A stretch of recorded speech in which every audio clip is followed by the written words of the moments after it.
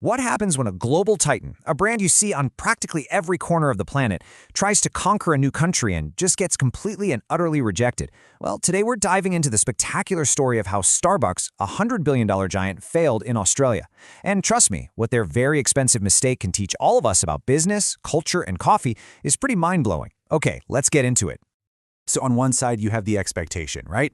Global conquest. A super smooth rollout into another wealthy English-speaking nation that loves caffeine. Should have been a slam dunk. And then you have the reality. A massive, kind of humiliating failure. So the big question for this whole explainer is pretty simple. How could a company that is so good at global expansion get it so incredibly wrong? To really get the scale of this shock, you first have to understand just how dominant Starbucks was. I mean, this wasn't just another company. It was a genuine, bona fide coffee empire. By the early 2000s, Starbucks had something like 20,000 cafes all over the world. They'd successfully planted their flag everywhere from Asia to Europe. They were a finely tuned machine, taking their American-style cafe experience and winning over millions. They were unstoppable. And when you look at it on paper, Australia looked like the next easy win. I mean, it's a country with a high-income population that absolutely adores its coffee. It really seemed like the perfect market, a guaranteed success story just waiting to happen. But they missed something huge that was hiding in plain sight. And that leads us right here. This is the hidden variable, the cultural reef that this massive corporate ship just completely ran aground on. Australia's deeply, deeply ingrained and unique coffee code. See, what Starbucks didn't realize is that Australia was already having this really sophisticated third-wave coffee movement. Down there, espresso is practically sacred.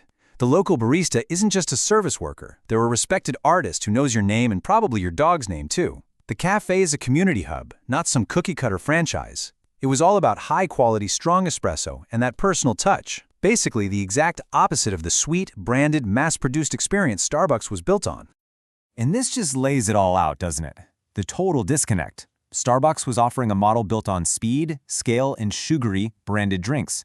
But the Aussie market, they valued a community feel, independent shops, personal service, and getting that perfect shot of espresso. It was a fundamental culture clash from day one. Now, this cultural miscalculation didn't just lead to some slow sales. Oh no, it triggered a swift and absolutely brutal business catastrophe. You have to understand, Starbucks didn't just dip a toe in the water. They launched what you could call an expansion blitz. After their grand entry in 2000, they opened an insane 84 stores in just a couple of years. But this super aggressive growth completely ignored what the locals actually wanted, and by 2008, the whole thing just imploded. Now, think about this number for a second. 61. That is how many stores Starbucks had to shut down in Australia, practically overnight, in a single day. It was a shocking retreat, wiping out nearly 3/4 of their stores and costing them millions and millions of dollars. Just wow. And this chart really tells you everything you need to know. While Starbucks' sales were taking a nosedive, look at what was happening with the local independent cafes. Their sales were steadily climbing. Australians didn't stop drinking coffee. They just overwhelmingly rejected the whole American franchise culture that Starbucks was trying to sell them. So, let's do the autopsy on this expensive failure. What can we really learn from this? What was the core lesson at the heart of this whole mess?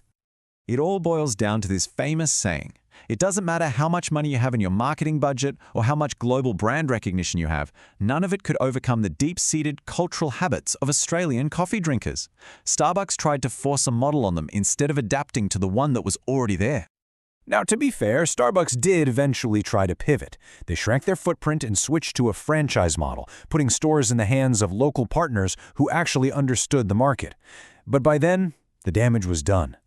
Their brand was already known as the foreign, inauthentic option, and they never really recovered from that first impression. So what's the takeaway here for the rest of us?